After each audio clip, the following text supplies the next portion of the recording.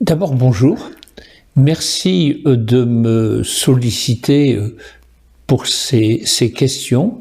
Je suis heureux de parler pour les PEP parce que j'ai une grande admiration, une grande solidarité avec les pupilles de l'enseignement public, les PEP du Loiret, parce que je me souviens, puisque je suis élu depuis 42 ans, ça commence à faire beaucoup, il va falloir que ça s'arrête, toutes les actions que j'ai pu mener avec des personnes dont je garde vraiment le souvenir, comme Madame Vandamme, comme Bernard Delaveau, comme beaucoup d'autres, enfin, jusqu'à Gilles Gaillard, et je ne pourrais pas citer tout le monde, mais j'ai été très marqué aussi par Monsieur Gaznier, au départ, par l'élan de solidarité, de générosité qui existe au sein des PEP du Loiret, qui s'est manifesté au début par un intense bénévolat, et puis qui s'est manifesté par la création peu à peu de 40 structures, l'accueil de 1500 jeunes et jeunes adultes, le fait qu'il y ait 800 salariés, c'est-à-dire qu'on est passé du bénévolat, qui déjà portait sur des structures professionnelles, à une grande extension de ces structures professionnelles, tout en gardant un état d'esprit qui est très important. Bon, cela n'a rien à voir avec la question que vous m'avez posée, mais je vais répondre à la question. Depuis que je suis élu, je vois que le champ du médico-social prend une place déterminante dans les préoccupations politiques, bien plus qu'au début. Il y a 40 ans, on parlait de beaucoup de choses, mais on ne parlait pas autant de ces sujets, parce qu'il y a eu peu à peu des prises de conscience. Et en particulier, la prise de conscience de la réalité du handicap, non pas qu'on la méconnaissait, mais c'est devenu très, très prioritaire, notamment depuis la loi de 2005, dont on va reparler. Mais je dirais aussi que dans la période récente, la grande préoccupation des Français sur la santé, et donc sur le médico-social, parce que tout est lié, est venu au premier plan. Je vais vous donner un simple constat. J'ai eu l'occasion de faire 3 fois des campagnes pour les élections sénatoriales dans le département du Loiret, en 2001, 2011 et 2017. Lors de la première, alors campagne sénatoriale, c'est simple, ça consiste à aller voir 320 communes, les maires, les conseillers, les adjoints. Donc la première fois, on ne parlait pratiquement en premier d'emploi et de sécurité. Là, en 2017 et depuis, quand vous allez dans des communes voir des élus, on vous parle en premier de santé et en premier de la désertification médicale, qui est une préoccupation commune à tous les élus du département.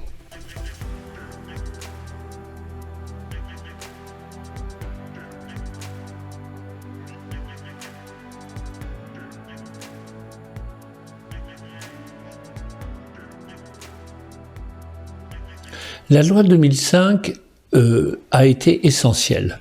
Je me suis beaucoup impliqué dans le débat parlementaire sur cette loi et elle a marqué un tournant parce que c'est la première fois qu'une loi écrivait en France que toute personne handicapée a droit, c'est un droit reconnu, à la solidarité de l'ensemble de la collectivité nationale qui lui garantit, en vertu de cette obligation, l'accès aux droits fondamentaux reconnus de tous les citoyens, ainsi que le plein exercice de sa citoyenneté.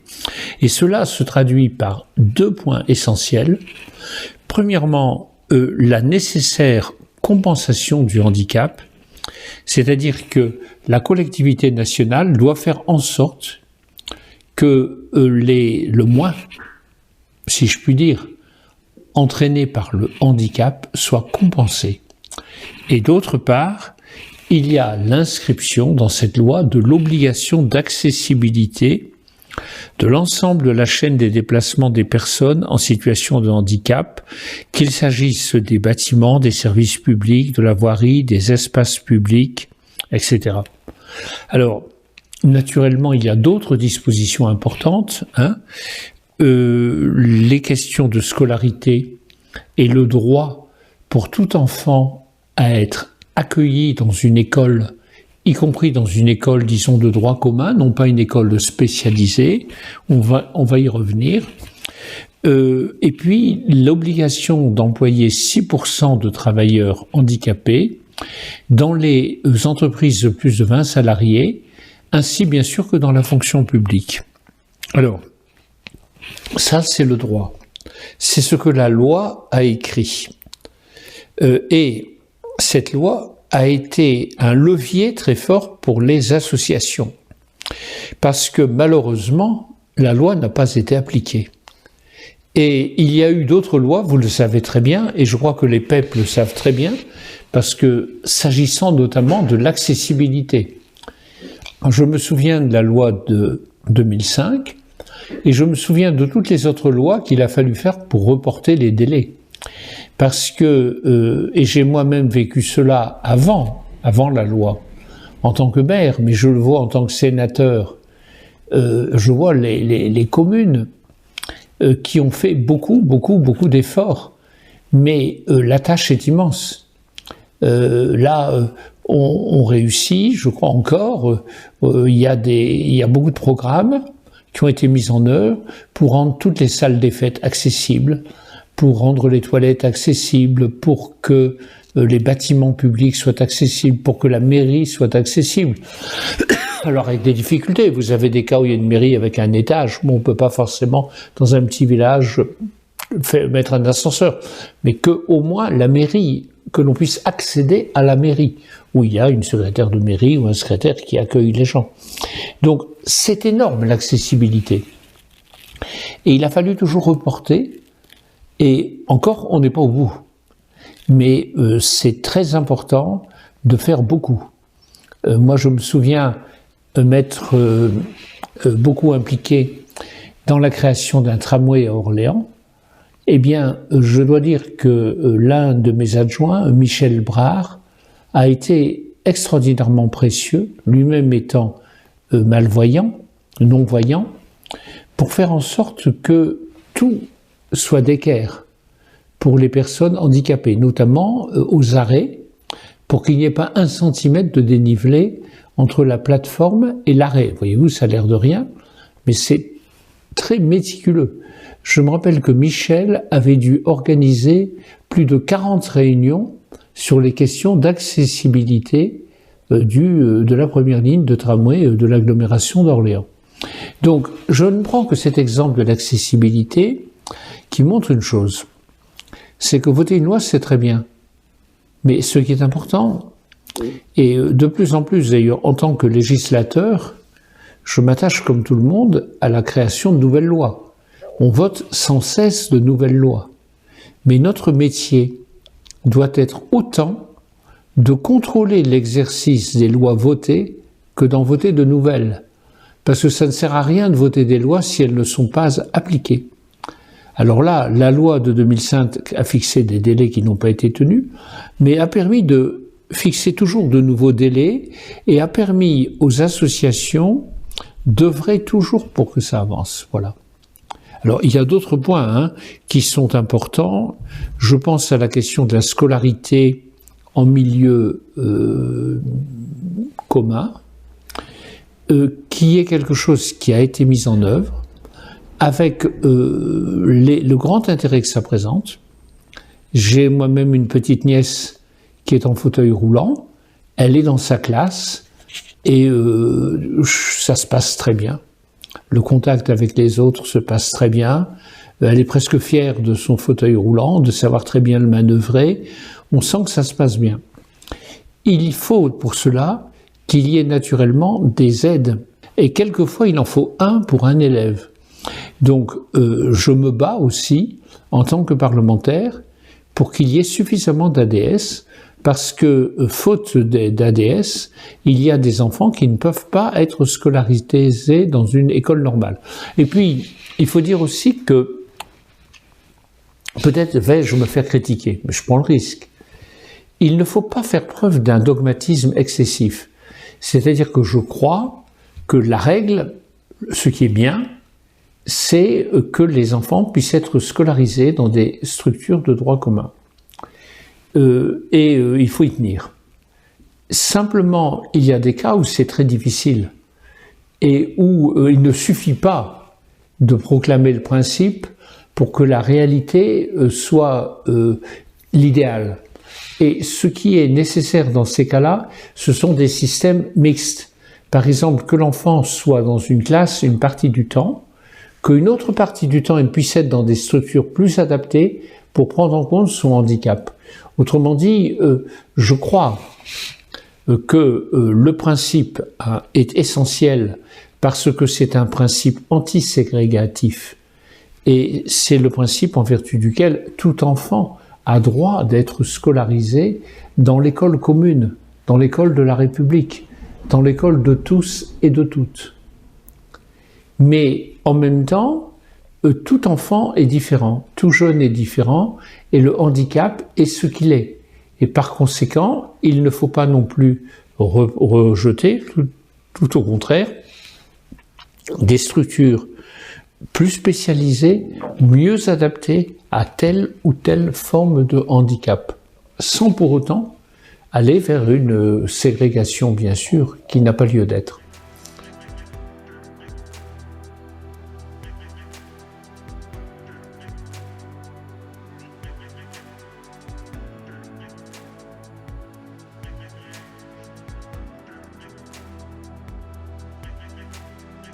Écoutez, il y a eu le Ségur de la santé et il y a eu cette augmentation salariale, c'est 183 €. Bon. Très vite, on a vu que ça s'appliquait à certains, mais pas à d'autres. Aussi ai-je posé, comme mes collègues d'ailleurs, mais un grand nombre de questions écrites au ministre, ai-je écrit un grand nombre de lettres au ministre, parce que il y avait beaucoup de disparités. Et en particulier, il y avait des disparités pour les SSIAD, il y avait des disparités pour tout le secteur associatif par rapport au secteur public. Alors, on est beaucoup monté au créneau, on a fait beaucoup d'interventions auprès des ministres. Quand je dis des questions, ça a été des questions d'actualité, des questions orales, des questions écrites, aussi des lettres au gouvernement. Et peu à peu, on a obtenu l'alignement de l'ensemble des personnels, en tout cas en lien avec la personne des jeunes handicapés par exemple, que ce soit dans le secteur associatif ou dans le secteur public, par rapport à ce qui avait été accordé lors du Ségur de la santé. Le problème, c'est qu'il reste un certain nombre de personnels, vous l'avez dit, agents techniques, comptables, secrétaires, directeurs, qui ne bénéficient pas de cette manne, de cette augmentation, ou plutôt de ce rattrapage. C'est plus juste de dire rattrapage qu'augmentation. Et je me bats encore récemment pour que la totalité d'entre eux en bénéficient, parce que c'est difficile de faire des tranches, c'est difficile de voir où il y a un contact direct et où il y aurait un contact indirect avec les personnes accueillies. Et d'autre part, il est certain que tous les personnels que je viens de citer, que vous avez cités, contribuent à la mission de prise en charge des êtres humains, des jeunes et des moins jeunes concernés. Donc je suis contre toute discrimination et je suis partisan que l'on obtienne la généralisation à tous les personnels, quels qu'ils soient, travaillant dans ces secteurs du Ségur de la santé.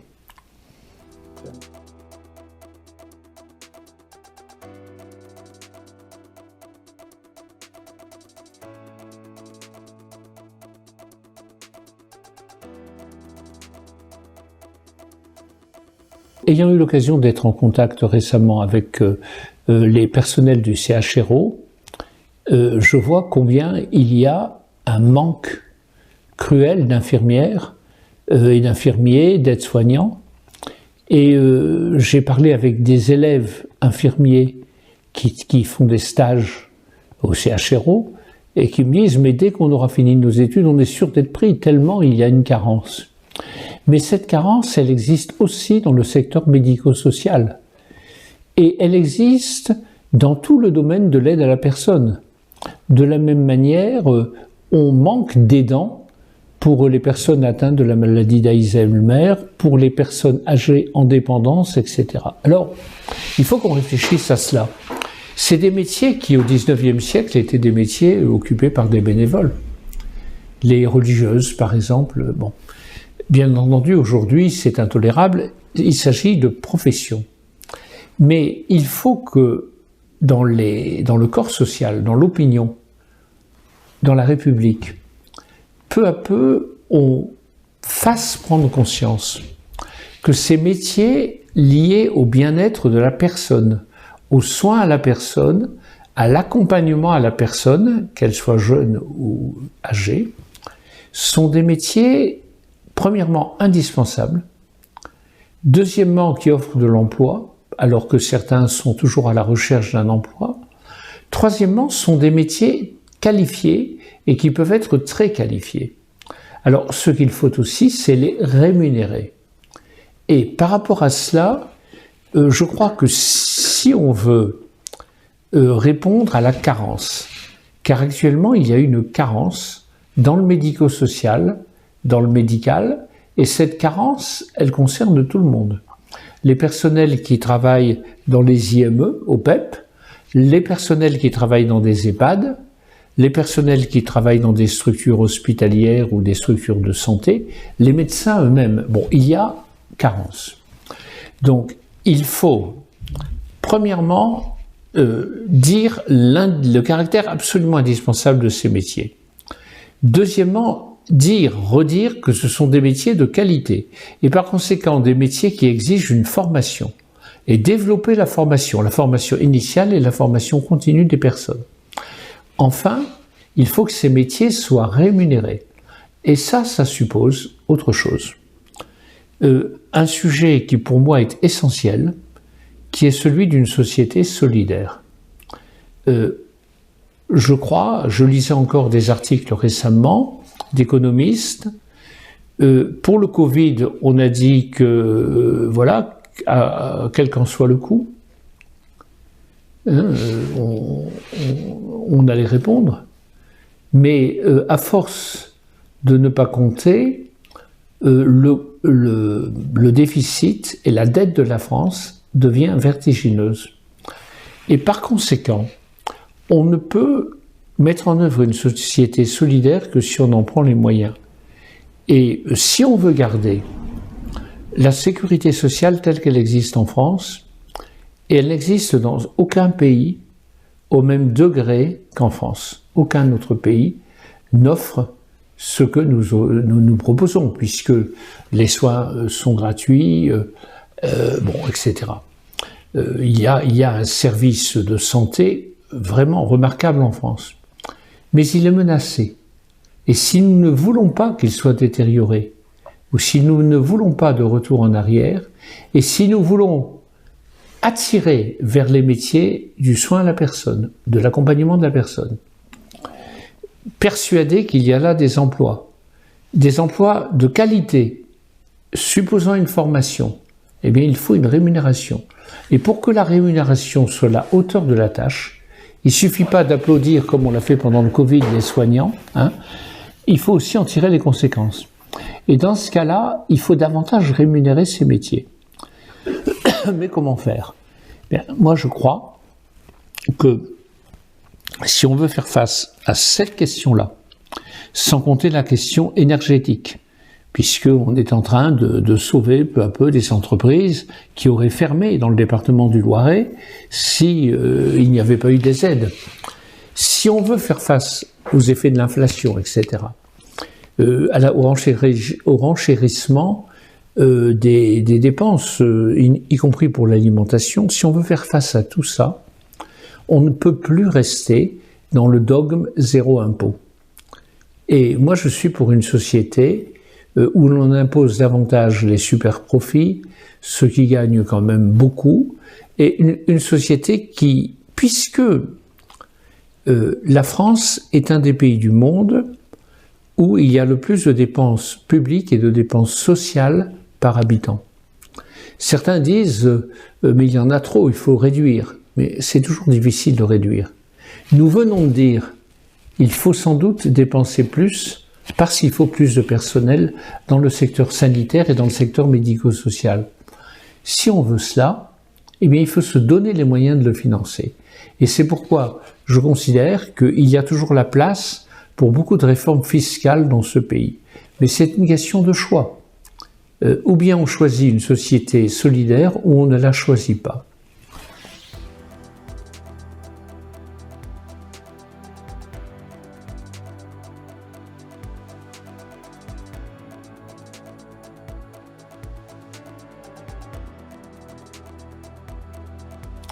Je me méfie toujours de ce mot qui est un peu abstrait. Ça veut dire une société où chacun a sa place. Et donc la société inclusive, c'est la société qui refuse l'exclusion et qui refuse la relégation d'un certain nombre d'êtres humains en dehors du champ social ou dans des espaces dégradés par rapport au champ social.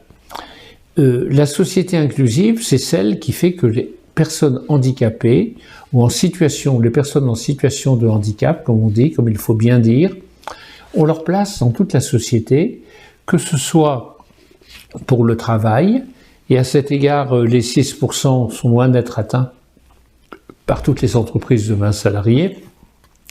Et de même, il y a encore, j'en ai eu des témoignages récemment, bien des services publics, qu'il s'agisse des services publics de l'État, de la fonction publique hospitalière et des collectivités locales, où on n'atteint pas le degré d'accueil de personnes en situation de handicap qu'il faudrait atteindre. Donc, il faut déjà appliquer la loi. Bon. Et ensuite, c'est une société où chacun a sa place. Et comme j'ai eu l'occasion de travailler beaucoup, de faire beaucoup de rapports, au moins 3, j'en prépare un 4e, sur la politique de la ville, les politiques urbaines. Voyez-vous, une ville, elle peut être une ville de la ségrégation. Vous imaginez le centre-ville bourgeois, des quartiers de standing, où il y a plein de digicodes, plein de protections, plein de sécurité, et puis des faubourgs, et puis des banlieues horizontales ou verticales avec des bars et des tours, où vous avez que de l'habitat, pas de commerce, peu d'activités et des populations en difficulté. La ville à laquelle j'aspire, c'est une ville dans laquelle, dans tous les quartiers, on a toutes les catégories sociales, où il y a une mixité sociale, où il n'y a pas de ségrégation, où il peut y avoir à la fois des logements sociaux, des logements intermédiaires et des logements de standing. Mais c'est désormais possible, je vais vous dire pourquoi. Avant, les logements sociaux, ils avaient une allure particulière. On voyait des tours, des bars, des logements qui... Maintenant, ce n'est plus le cas. Mais ça coûte. C'est-à-dire qu'il faut se donner les moyens pour avoir des logements sociaux de qualité. Mais on fait surtout des logements sociaux de qualité. Et on a raison. Mais ces logements sociaux de qualité, ils n'ont pas une allure différente des autres. Et quand on les inscrit dans tous les quartiers, ils y trouvent leur place. Autrement dit, jouer la carte de la qualité, c'est aller vers le haut. Mais à la ségrégation sociale s'ajoute une ségrégation fonctionnelle. Je vais m'expliquer. Et pour refuser la ségrégation sociale, il faut aussi refuser la ségrégation fonctionnelle. Vous avez une ville qui souvent est héritée du XXe siècle, de la première ou deuxième moitié du XXe siècle, avec un centre patrimonial, des faubourgs, des quartiers d'habitat social où il n'y a que de l'habitat, un campus universitaire où il n'y a que de la formation, des entrées de ville où il n'y a que des commerces et rien d'autre, des zones d'activité où il n'y a que de l'activité, des zones de loisirs où il n'y a que des loisirs, des magasins d'usines, etc. Et ça, c'est pour moi le contre-modèle. C'est-à-dire que la cité harmonieuse, pour parler comme Charles Péguy, la cité harmonieuse, ou Saint-Augustin, et j'ai des références, c'est une cité dans laquelle, dans chaque quartier, on peut avoir les différents types de la population, comme ce fut le cas dans le passé d'ailleurs, et dans chaque quartier, toutes les fonctions. C'est-à-dire qu'il n'y ait pas des quartiers résidentiels et des quartiers et des secteurs d'activité. Il faut qu'il y ait l'activité et l'habitat. Il faut qu'il y ait le commerce et la formation et les loisirs et le sport, etc., etc. Et donc, en finir avec des conceptions de la ville par secteur voué chacun à une vocation, à une fonction. Vous voyez, je prends cet exemple-là parce qu'il montre bien ce que ça va être qu'une société inclusive. Ça va être des quartiers qui n'auront pas une spécialité qui fera qu'il n'y aura pas d'humanité. Parce que s'il y a du travail sans habitat, sans loisirs, sans formation, s'il n'y a que de l'habitat, vous voyez, s'il n'y a que du commerce, c'est quelque chose qui n'est pas très humain finalement. Et c'est une évolution qui est en train de se produire. Car chacun remarque, en particulier à cause du e-commerce, la crise des hypermarchés. Et le fait que beaucoup d'enseignes d'hypermarchés recommencent à faire des magasins de proximité. Pourquoi ? Parce qu'on se rend compte justement qu'il y a beaucoup à faire pour retrouver ce que j'appelle l'urbanité, c'est-à-dire la ville conviviale. Et la ville conviviale, où les uns et les autres vivent ensemble, et où toutes les fonctions sont partout, c'est une ville justement de la bonne urbanité, et c'est une ville qui est bien entendu inclusive.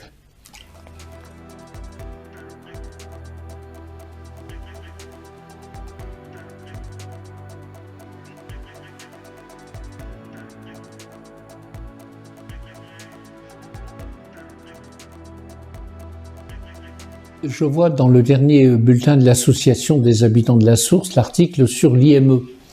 Bon, je connais depuis longtemps l'IME de la Source qui appartient au PEP, et il y a là tout un travail qui est fait pour que les jeunes qui sont scolarisés sur place pour certains, d'autres non, d'autres sont en apprentissage, d'autres sont dans des réseaux pré-professionnels, c'est ça, préparent à des métiers.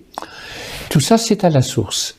Et je sais que c'est en lien avec les associations de la source, en lien avec les réalités culturelles, sociales, éducatives de la source. Autrement dit, je connais cet IME depuis très longtemps, il n'est pas du tout en vase clos. D'abord, il y a des portes ouvertes, et des gens peuvent y venir, et beaucoup de choses, beaucoup d'activités ont lieu en lien avec le tissu associatif ou éducatif de la source.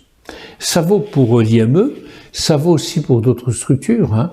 Il y a par exemple il y a des structures de travail, hein, des structures qui en plus réparent beaucoup de choses, si bien que les gens viennent pour apporter de l'ébénisterie, etc. Enfin, ce sont des structures gérées par d'autres associations que les PEP, mais avec lesquelles les PEP travaillent en bonne entente, je le sais. En tant que maire, j'ai été très impliqué par l'accessibilité. Et à cet égard, je dois dire que le fait que pendant les 12 ans, j'ai eu un adjoint, lui-même en situation de handicap, Michel Brard, dont j'ai déjà parlé, chargé de suivre cela, a été infiniment précieux. D'abord parce que il était là autour de la table chaque fois que l'on parlait d'un projet d'urbanisme. Et ce qui est important, ou d'un projet d'habitat. Et ce qui est important dans une ville, c'est que chaque fois que vous projetez quelque chose, il y ait quelqu'un qui dit « Oui, mais pour les personnes à mobilité réduite, est-ce que ça marche ton truc ?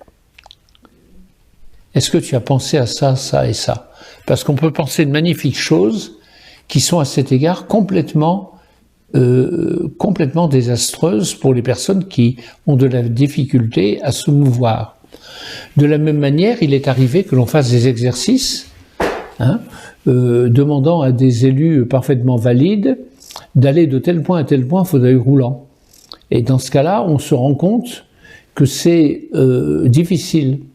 De même, c'est toujours très plaisant, et vous avez des sociétés qui vous vendent des sucettes à tous les prix pour mettre sur les trottoirs.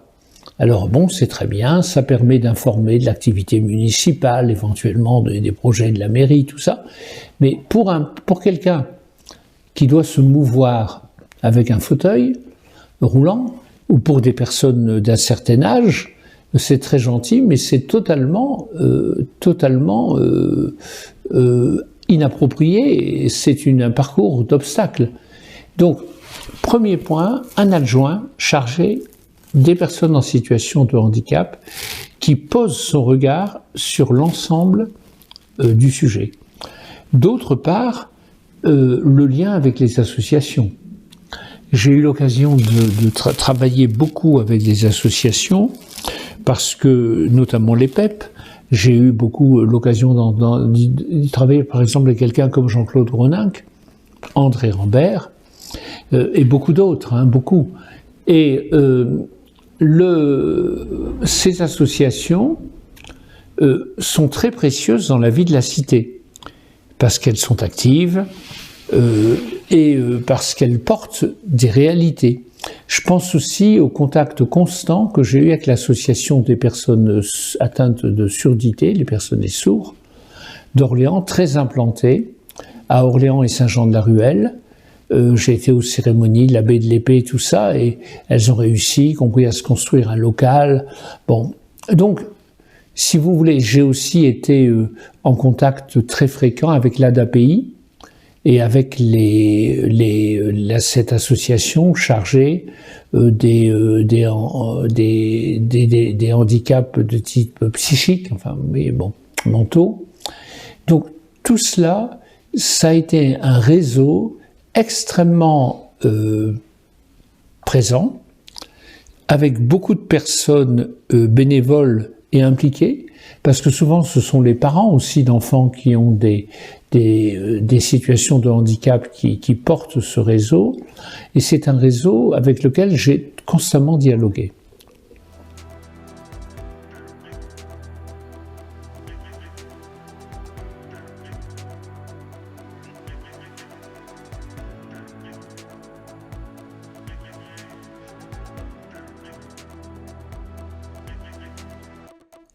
Une grande place. Je sais bien que pour certains, un peu dogmatiques, il faudrait que tout fût géré par le service public au sens étatique du terme. Moi, je ne crois pas du tout à cela. Je crois que le service public, à l'égard des personnes en situation de handicap, peut très très bien être mis en œuvre par des associations, dès lors que ces associations sont crédibles et donc reconnues. Et donc que l'État exerce un contrôle, ce qui est tout à fait normal, sur les associations. Il y a un contrôle qui est effectué par les différentes inspections, par l'ARS, etc. C'est normal. Mais il est tout à fait évident qu'aujourd'hui, ce serait très dommageable de vouloir en quelque sorte nationaliser le secteur. Non. Il faut au contraire aider les associations. D'ailleurs, je ne vois pas l'intérêt qu'il y aurait par rapport à une association comme les PEP du Loiret, donc qui prennent en charge 1500 jeunes et jeunes adultes, avec 800 salariés, de changer de structure. En plus, la structure associative a énormément de vitalité. Je le constate d'abord au plan départemental, puisque je suis invité aux différentes réunions, assemblées générales, mais aussi je le constate sur le terrain. Quand je vais voir les établissements, ça m'arrive assez souvent, dans les 4 coins du Loiret.